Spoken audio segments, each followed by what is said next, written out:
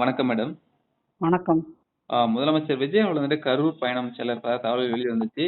அந்த பயணத்த வந்து ரத்து செய்ய மேடம். கரூர் விஷயம் தொடர்பாக எதுவுமே தாவேகா தரப்புல பேசக்கூடாது அப்படின்னு சொல்லி திமுக தரப்புல இருந்து உச்சநீதிமன்றத்துல மனு தாக்கல் பண்ணியிருந்தாங்க. அந்த மனு விசாரணை இன்னைக்கு தள்ளுபடியா இருக்கே. இதோட பின்னணி என்ன மேடம்? வணக்கம். உங்களுக்கும் உங்க நேயர்களுக்கு வணக்கம்.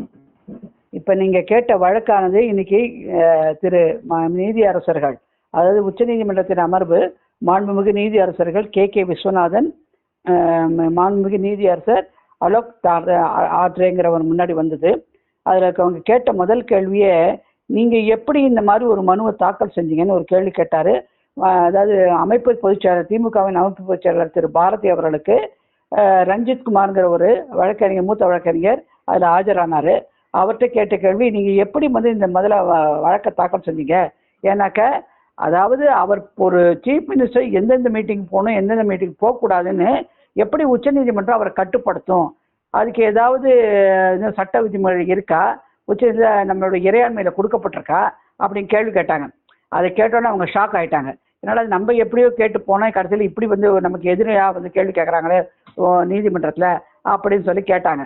அதாவது ஒருத்தர் வந்து கரூருடைய சமாச்சாரத்தில் இறந்த 41 அவங்க பிரச்சாரத்து தேர்தல் காலத்தின் போது பிரச்சாரம் நடந்த போது இறந்த, அதாவது கூட்ட நெரிசலில் இறந்த 41 பேர் கொடுத்து உச்சநீதிமன்றமே சிபிஐ அமைப்புக்கு கொடுத்து அதை விசாரிக்க சொல்லி மூத்த நீதியரசர் ஒருவரை நியமிச்சிருக்கு.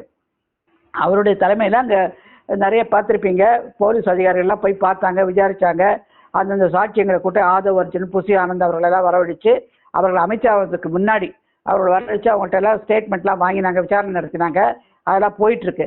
அந்த போயிட்டுருக்கிற சமயத்தில் இப்பொழுது ஆட்சி அமைத்ததுக்கு அப்புறம் 2-3 நாட்களுக்கு முன்னாடி மாண்புமிகு விளையாட்டுத்துறை அமைச்சர் திரு ஆதவ் அர்ஜுன் அவர்கள் ஒரு எங்கள் கணக்கு வந்து கரூர் விஷயத்தில் ஒரு கணக்கு இருக்குது, அதை தீர்க்காமல் விடமாட்டோம்னு சொல்லி ஒரு அரசியல் பேசுகிறாரு.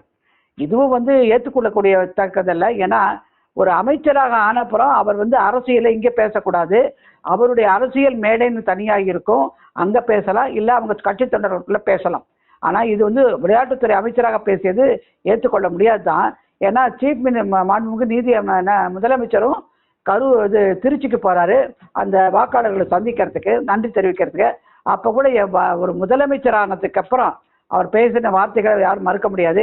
என் வாயில் ஏதாவது வந்துட போகுதுனாக்க யாரை சொல்கிறாரு? வாக்காளர்களையா? அப்போ இந்த மாதிரி வார்த்தைகள்லாம், தடித்த வார்த்தைகள்லாம் வரைச்ச நிச்சயமாக அது பேச்சு உரிமைங்கிறது வந்து சுதந்திரங்கிறது எடுத்துக்கொள்ள முடியாதுன்னு எங்களுடைய ஒரு கருத்து. ஏன்னா ஒரு டீசெண்டான ஒரு டெக்காரமாக நெறிமுறைப்படுத்தின வார்த்தைகளை தான் பயன்படுத்தணும். ஏன்னா அவங்க தான் வந்து முன்மாடலாக இருக்காங்க. யாருக்கு? வாக்காளர்களுக்கும் அங்கே இருக்கிற தமிழகத்தில் இருக்கிற மக்களுக்கும். அவங்களே இந்த மாதிரி பேசுறதுங்கிறது ஏற்றுக்கொள்ள முடியாது. ஆனால் அலோக் ஆர்ந்த மாண்புமிகு நீதியரசர் திரு கே விஸ்வநாதன், நீதியரசர் திரு அலோக் ஆர்தேங்கிறது, நாங்கள் இதில் தலையிட முடியாது, ஒன்று நாங்கள் இது தள்ளுபடி செய்கிறோம், இல்லாட்டா நீங்கள் இதை வாபஸ் வாங்கிக்கலாம், அப்போ உங்களுடைய விருப்பம் அப்படின்னு சொல்கிறாங்க. ஆனால் உங்களுக்கு வந்து இன்னொரு தனி வந்து ஒரு உரிமை கொடுக்குறோம், இது சம்பந்தமான வேறு விதமாக நீங்கள் மனுக்களை தாக்கல் பண்ணி உங்களுக்கான தீர்வுகளை கண்டுபிடிச்சிக்க முடியும், அதுக்குள்ள வந்து நாங்கள் தலையிட மாட்டோம், நீங்கள் அதை செய்கிறதுக்கு உங்களுக்கு உரிமை உண்டு அப்படின்னு சொல்கிறாங்க. சொல்கிற சமயத்தில் இவங்க என்ன பண்ணுறாங்க? உடனே அதை வாபஸ் வாங்கிக்கிறாங்க. இவங்க வாபஸ் வாங்கிக்கிறேன்னு சொல்லிட்டு நீங்கள் சொன்ன மாதிரி நாங்கள் வேறு விதமாக எங்களுடைய தீர்வுகளை தேடுறோம் சொல்கிறாங்க. ஒன்று என்னென்ன தீர்வு இவங்க வச்ச குற்றச்சாட்டு என்னன்னாக்க, அதாவது சுப்ரீம் கோர்ட்டுக்கு எதுக்கு போகிறாங்க உச்சநீதிமன்றத்துக்குனாக்க, இந்த கரூர் ஸ்டாம்பீடு வந்து நிலுவையில் இருக்குது. நிலுவையில் இருக்கிறச்ச மாண்புமிகு முதலமைச்சர் ஜூலை 10ஆம் தேதி அந்த இடத்துக்கு போவதாகவும், அங்கே போயிட்டு அங்கே இருக்கிற மக்களுக்கு ஒரு இழப்பீடு தொகையும் அதை திருப்தி அவங்களை சமாதானப்படுத்தும் விதமாக அவங்களுக்கு அரசாங்க உத்தியோகம் குடும்பத்துக்கு ஒருத்தர் கொடுக்கறதா ஒரு அனௌன்ஸ்மெண்ட் பண்ணி அவங்கள போய் பார்க்குறேன்னு சொல்லிட்டு ஒரு அஜெண்டா வச்சுருக்காங்க. இந்த அஜெண்டாவை தான் ஒரு குற்றச்சாட்டாக சொல்கிறாங்க திமுக. என்ன சொல்லுது? இல்லை இவங்க இந்த மாதிரி ஒரு நரேட்டிவ் செட் பண்ணி அவங்கள வந்து விலைக்கு வாங்கி பார்த்து பிறசாட்சியமாக மாற்ற பார்க்குறாங்க. பிறசாட்சியமாக மாற்ற பார்த்தானாக்க அந்த வழக்கை வந்து நீர்த்து போயிடும். அதனால எங்களுடைய கவலை. அதனால அவங்க இந்த மாதிரி பேசுகிறதோ அங்கே போகிறது மீட்டிங்கை பார்க்குறதே தடுக்கணும்னு சொல்லி ஒரு தடையாணையை கேட்குறீங்களான்னு சொல்லி தான் உச்சநீதிமன்றம் கேட்குது. இதெல்லாம் குறிப்பிட்ட அப்போ அவங்களுடைய எங்கெங்கே போகிறாங்க வராங்கங்கிறத நாங்கள் ஃபிக்ஸ் பண்ணணுமா அப்படின்னு உச்சநீதிமன்றம் திமுக பார்த்து கேட்குது. அதுக்கு அவங்களால பதில் சொல்ல முடியல. ஆனால் அவங்க சறுக்கின இடம் எந்த இடம்னாக்க இதில் அப்போ கேட்குது, அங்கே உச்சநீதிமன்றம் அவங்கள பார்த்து கேட்டது, மாண்புமிகு முதலமைச்சர் திரு விஜய் அவர்கள் இதில் குற்றவாளி கிடையாது, இப்போ அக்யூஸ்டு கிடையாது. அப்படி இருக்கச்சு எப்படி கேட்குறீங்கன்னு சொல்லி கேட்டது. ஆனால் எங்களுடைய வழக்கறிஞராக ஒரு கருத்து, மாண்புமிகு விளையாட்டுத்துறை அமைச்சர் ஒரு குற்றவாளி, அவரை போய் அவர் இந்த மாதிரி பேசினது தவறி எங்களுக்கு ஒரு சந்தேகம் வருது. அவரும் கரூரில் போய் மக்களை சந்திப்பாங்க, புசி ஆனந்த் இவங்கெல்லாம் போவாங்க. அப்படி இருக்கச்ச அந்த குடும்பத்தில் இருக்கிற அவங்க சாட்சியங்களை வந்து விலைக்கு வாங்கும் விதமாக இருக்கும். இது தடையாணை செய்யணும் கேட்டிருந்தா இன்னைக்கு நிச்சயமாக உச்சநீதிமன்றம் தலையிட்டிருக்கும். ஏன்னா மாண்புமிகு விளையாட்டுத்துறை அமைச்சரும் மாண்புமிகு உள்ளாட்சித்துறை அமைச்சர் திரு புசி ஆனந்தில் அதில் வந்து அக்யூஸ்டாக இருக்காங்க. அப்புறம் அந்த மாவட்ட தலைவர் தாவைக்காவோட மாவட்ட தலைவர் அவரும் அக்யூஸ்டாக இருக்காரு. அந்த மாதிரி நெருங்கி இருந்தால் இன்னைக்கு நிச்சயமாக இது வேற விதமாக பயந்துருக்கும். அவர் வந்து எங்கேயும் போகக்கூடாது, பேசக்கூடாதுன்னு சொல்லியிருக்கோம். ஆனால் இவங்க மாண்புமிகு முதலமைச்சரை குறி வச்சாங்க. ஆனால் அதெல்லாம் வழுக்கிட்டாங்க. இப்போ ஒன்றும் குறைஞ்சு போதில்லை. இப்போ கூட எப்படின்னாக்கா ஒரு விசாரணை நிலுவையில் இருக்கும்போது சாட்சியங்களுடைய அவங்க கொடுக்குற சாட்சியங்களுடைய அடிப்படையில் சில பேரை கூட பின்னாடி வந்து அந்த சார்ஜ் ஷீட்டில் அக்யூஸாக மாற்றுவாங்க. அது மாதிரி இது முழுமையாக முடிவடையாத போது எப்படி வேணால் என்ன வேணால் மாறும். அதனால் இப்போ வந்து அவங்க போயிட்டு அவங்க கட்சி ரீதியாக நடந்த ஒரு தேர்தல் பிரச்சாரத்தில் இந்த அசம்பாவிதம் நடக்குது. அந்த அசம்பாவிதத்துக்கு அவர் விஜய் அவர்கள் 20 லட்சம் ரூபா ஒரு குடும்பத்திற்கும், இறப்பு நடந்த குடும்பத்திற்கும், அடிப்பட்டவர்களும் 2 லட்சம் ரூபா கொடுத்து முடிச்சிட்டாரு. அது முடிஞ்சது. அது கட்சி ரீதியாக நடந்த சமாச்சாரம். ஆனால் இன்று அமோனியாங்கிறது வந்து புலம்பெயர்ந்த தொழிலாளர்கள் பல பேர் உயிர் விட்டுருக்காங்க. திருவள்ளூரில் நடந்தது. அது அரசாங்கத்தினுடைய தவறுதலால் நடந்தது. ஏன்னா புலம்பெயர்ந்த தொழிலாளர்களை அதுக்கு இருக்கிற சட்டத்தில் அவங்களெல்லாம் வரைமுறைப்படுத்தி அவங்களெல்லாம் என்ட்ரி கொண்டு வந்து போர்ட்டலில் போட்டு யார் யார் எந்த இடத்துல இருக்காங்க ஐடென்டிஃபை எடுத்து ஏன் சிறார்கள்லாம் அவங்க அமைச்சாங்க. அந்த மேனேஜ்மெண்ட்டில் ஆக்ஷன் எடுக்காமல் தவறுதலால் நடந்த இறப்பு அங்கே 2 லட்சம் ரூபாய் தான் கொடுக்குறாங்க. ஆனால் இங்கு அவங்களுக்கு என்ன தொகைங்கிறது நிர்ணயிக்கல. அதையும் தாண்டி என்ன பண்ண 10 லட்சம் சொல்லிக்கிறாங்க. அதையும் தாண்டி இவங்களுக்கு அரசாங்க வேலை கொடுக்குறாங்க.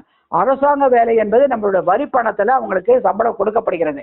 வரி பணத்தினால அரசு நடக்கிறது. இப்போ வரி பணத்தில் அரசு நடக்கும்போது அரசு ஊழியர் ஏதாவது சம்பளத்தில் அவர் ஊழியத்தில் இருக்கும்போது ரிட்டையர் ஓய்வு பெறுவதற்கு முன்னாடியே வேலை பார்த்து இறந்தாரானால் அவருக்கு அவர் குடும்பத்துக்கு அதில் ஒரு வேலை கொடுக்கணும் அப்படிங்கிறது வந்து ஒரு கணக்கு வச்சு போகிறாங்க உச்சநீதிமன்றம் இது குறித்து பல வழக்கு தீர்ப்புரைகள் இருக்குது. அதில் என்ன சொல்கிறாங்க, இறந்துட்டான்னு சொன்னால் அந்த அரசாங்கத்து பணியில் இருக்கும்போது பணிச்சுமை காரணமாக, இல்லை உயரதிகாரிகள் கொடுத்த அழுத்த காரணமாக, இல்லை வேற எந்த காரணத்தால் அவர் மிரட்டப்பட்டாரா, இதெல்லாம் விசாரித்து எல்லாரும் விசாரணை நடத்தி அதனுடைய அடிப்படையில் தான் அவங்களுக்கு வேலை கொடுக்கணும்னு சொல்லுது. எல்லாரும் ஓடி வராங்கன்னு கம்பேஷனட் கவுண்டில் கொடுங்கன்னு. அந்த மாதிரி இருக்கிறச்சு இவங்க என்ன வேலை செஞ்சாங்க, இவங்க உங்களுடைய தவறுதெல்லாம் நடந்தது. அப்போ திமுக அரசு அவங்களுக்கு தக்க பாதுகாப்பு கொடுக்கலன்னு சொல்லி அந்த கணக்கில் வராங்கன்னு இன்னும் முடிவடை வரல. ஏன்னா அந்த சிபிஐ என்கொயரி முடிஞ்சாதான் யார் பேர் தவறுக்குங்கிறது நமக்கு தெரிய வரும். அப்படி இருக்கிற சமயத்தில் இவங்க இந்த மாதிரி வேலை கொடுக்குறேன்னு சொன்னானாக்கா அந்த சாட்சிகள் பிற சாட்சிகளாக மாறிவிடுவார்கள். மாறிவிடச்ச என்ன ஆகும், இந்த வழக்கனுடைய தன்மையானது தாவேகா பக்கம் போகாமல் நீர்த்து போய் அப்படியே திமுக பக்கம் மாறுவதற்கான சான்ஸுகள் நிறைய இருக்குங்கிறது திமுகவோட கணக்கு.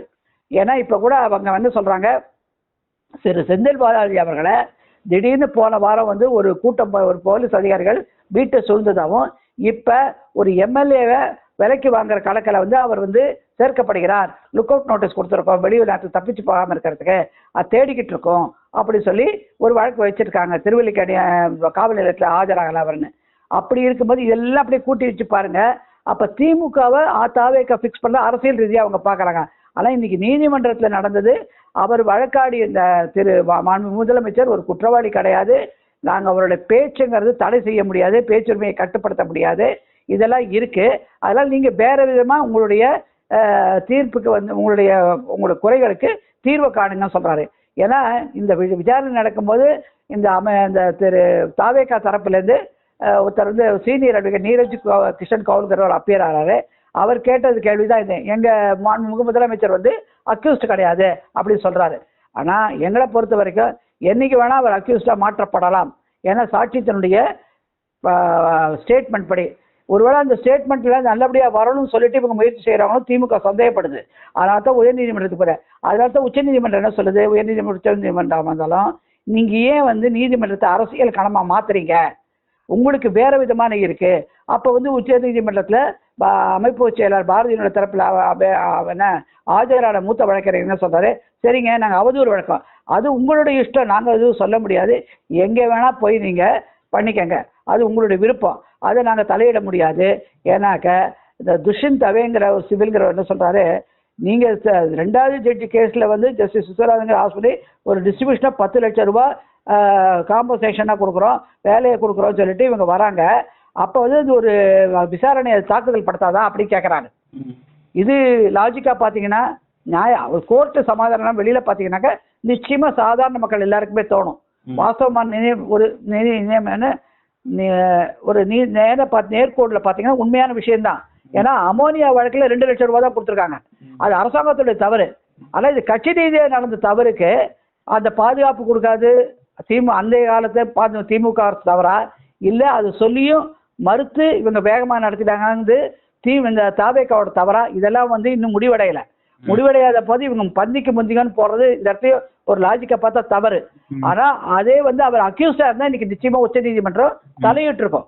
இதை புத்திசாலித்தனமா வேற விதமா திமுக கையாண்டு இருக்கணும். அது ஒண்ணு. ரெண்டாவது, இந்த இடத்துல முக்கியமா நம்ம சொல்ல வேண்டியது, வழக்கை வந்து வாபஸ் வாங்கிக்கிறீங்களா இல்ல நாங்க டிஸ்மிஸ் பண்ணுவாங்க கேட்பது வாபஸ் வாங்கிக்கிறோம் சொல்லுது யாரு? திமுக தரப்பு. ஏன் சொல்லுது? இந்த இடத்துல தான் நம்ம டிஆர் பாலு வழக்கை இங்க கொண்டு வந்து சேர்க்கிறோம். எப்படின்னாக்க ஏன்னா சட்ட ரீதியில எப்படி சட்ட புரிதல் வேணும். நிறைய பேர் இன்னைக்கு பேசிட்டு இருக்காங்க. டிஆர் பாலு அவர்களும் அண்ணாமலை அவர்களும் டன் டீல், அதாவது அவங்களுக்கு கொடுத்துருக்க உள்ள ஏதோ நடந்துருச்சு, அதெல்லாம் வாபஸ் வாங்கிட்டாரு, இவர் எதிர்ப்பு தெரிவிக்கலன்னு. முக்கியம் இப்ப பாருங்க, இப்ப வந்து எதிர்ப்பு தாவேக்காவோட வழக்கறிஞர் எதிர்ப்பு தெரிவிக்கிறாரா வாபஸ் வாங்குறதுக்கு? உச்ச நீதிமன்றம் நீங்க வாபஸ் வாங்கிக்கங்க இல்லைன்னா தள்ளுபடி வந்து அவங்க வாபஸ் வாங்குறாங்க. எதுக்கு சொல்றோம்? வழக்காடிக்கும் நீதிமன்றத்துக்கும் இருக்கிறது தான் ஒரு வழக்கு.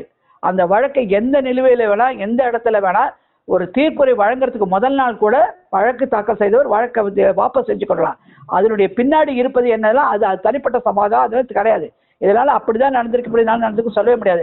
இப்போ என்ன தாவேக்கா திமுகவோட சமரசம் போட்டுடுச்சா? அதோட வாபஸ் வாங்குறாங்களா? சில பேர் சொல்லிட்டு இருக்காங்க, சில பெருந்தலைகள்லாம் இப்போ போட்டுக்கிட்டு இருக்காங்க ட்விட்டர் அக்கௌண்ட்ல. அவங்களுக்கு இந்த கேள்வி, அப்போ விஜய் அவர்களும் அமைப்பு பொதுச் செயலாளர் பேர் என்ன அமைப்பு செயலாளர் திரு பாரதி அவர்களும் டன் டீல் பண்ணிட்டாங்களா? எவ்வளவு அபத்தமா பேசுறேன், சட்டம் புரியாம பேசுறாங்க பாருங்க. அதாவது ஒரு வழக்கு என்பது தாக்கல் பட்ட நாள்ல இருந்து தீர்ப்புரை வர நாள் வரைக்கும் அதுக்கு வழக்குன்னு தான் பேரு, எல்லா நடவடிக்கைகளும். அப்படி இருக்கிற சமயத்துல இன்னைக்கு வாபஸ் வாங்கினது திமுகவுக்கும் உச்ச நீதிமன்றத்துக்கும் நடுவில் இருக்கிற சமாதானம். இல்ல தாவேக்கா எதிர்ப்பு தெரிவிச்சா கூட உச்ச நீதிமன்றம் அனுமதிச்சுன்னா நடக்கும் அது. அதனால அவங்க கையெழுத்து போட்டாங்களா கையெழுத்து போட்டாங்க கிடையவே கிடையாது.